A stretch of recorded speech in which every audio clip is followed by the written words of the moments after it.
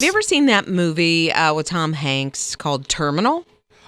Oh, is that like when the guy's like stuck in the airport and he can't get home and he's kind of like in no man's land or something like that? Yeah. He I forget, does he lose his wallet or like all these things happen and so he's kind of stuck. His country's like locked down. I think it goes into a revolution or something in his country. And he so can't get back. He can't get home. And then he meets Catherine Zeta-Jones and whatever. So that's kind of a real life thing that has kind of happened. Yeah. Guy at Chicago's O'Hare International Airport. Mm-hmm. He's from California. And I guess he got to the airport and he decided, there's a lot of stuff going on in the world right now. And I'm kind of afraid to get back on the airplane. Okay. Fear. Yeah. Okay. Fear. He ended up living in the airport for 3 months.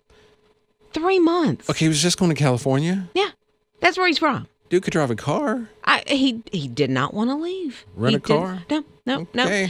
He was charged actually with felony criminal trespass. Yeah. Because he was living there. But it took him 3 months to figure it out. Have you ever been to O'Hare? I think I just passed through that one. I was flying, and it was just, it was a change of plane. Yeah. So, yeah, I've been there one time. That's a large airport. We were stuck. We had a layover, and I think we were there 6 or 7 hours or whatever. Mm-hmm. And I see how you could sort of get lost in the crowd at O'Hare.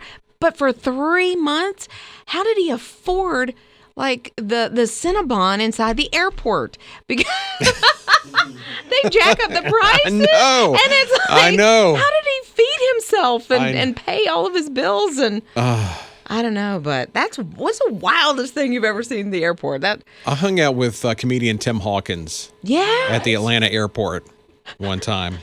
You got a response there, didn't you? Oh my gosh, I did. Yeah. So, what was that like?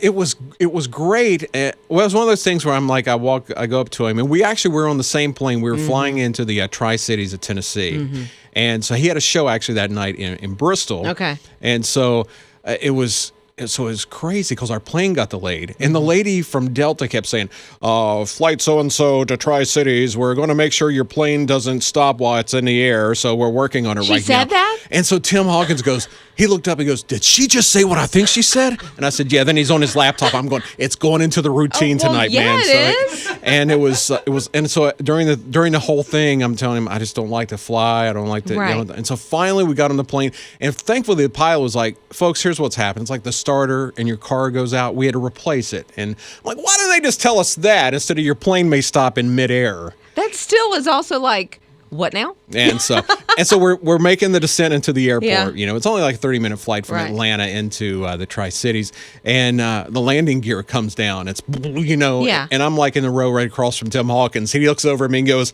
"See you in heaven."